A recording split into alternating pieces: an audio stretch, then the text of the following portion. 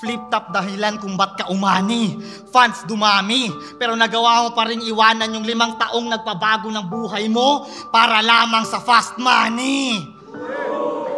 Fast money! TF!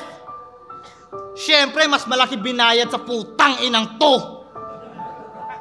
Pero alam mo magkano inoffer niya sa akin para magpatalo sa'yo? Di mo alam? Di mo alam? Napakita lang ako ng 70% lakas.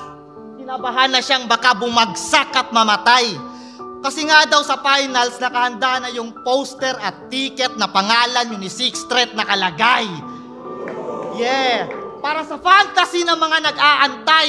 Para lang masabing sa pinagdamot ni Enigma na match-up sila nagbigay. Kaso nawala ng tiwala investors mo, bay. Bilang businessman, natural lang naman na matakot siyang hindi dumating yung ROI.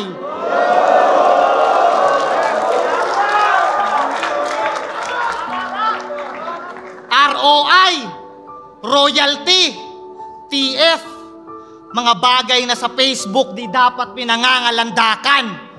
At kahit kailan, hindi niya mapapantayan si Enigma na buong puso tayong inalagaan. Nakita mo yung sponsors? Siyempre, malaki bigayan. Tayo'y pinakinabangan. Kaya si Enigma ba yung nagdadamot ng match-ups? O kayo yung di kontento kahit sa patas na paraan niya kayo binabayaran?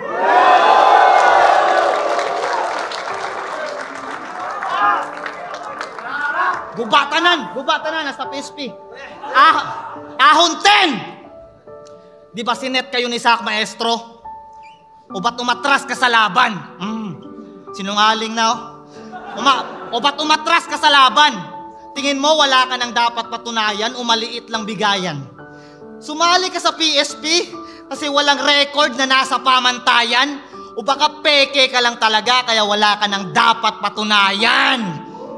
Si Sixth Street, malinis na tatrabahuin ang kanyang bracket. Tapos automatic na waiting na pala tong bata. Boss, ba't di mo nalang sila i-battle bukas? Ba't mo pa pinapahaba? Si Sixth Street pa talaga yung gumedli? Mali ka ng yawa na niyaya. Alam mo naman anong nangyari sa huling naghamon ng champion na Bisaya!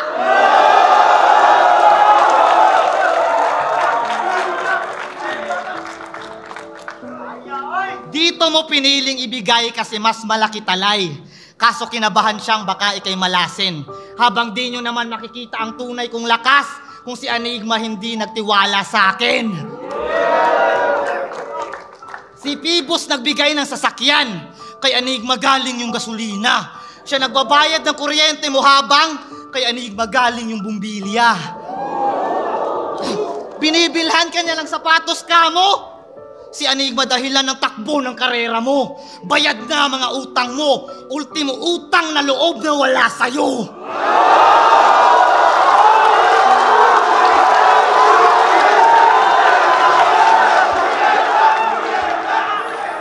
Pag sigurado na yung tsansa na manalo, dun lang siya lumalaban.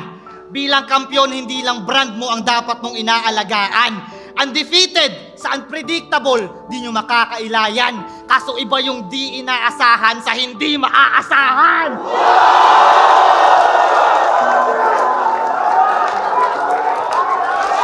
Body bag! Body bag, man! Sa pagkatalo lang ang tao lumalakas pa't lumalaban. Dahil ang baluting walang gasgas, wala pang napapatunayan.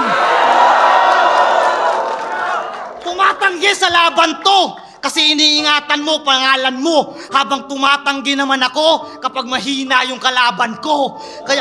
Kaya matik na yung galawan mo. Deserve nila yung truth, men. Consistent ba talaga yung performance mo?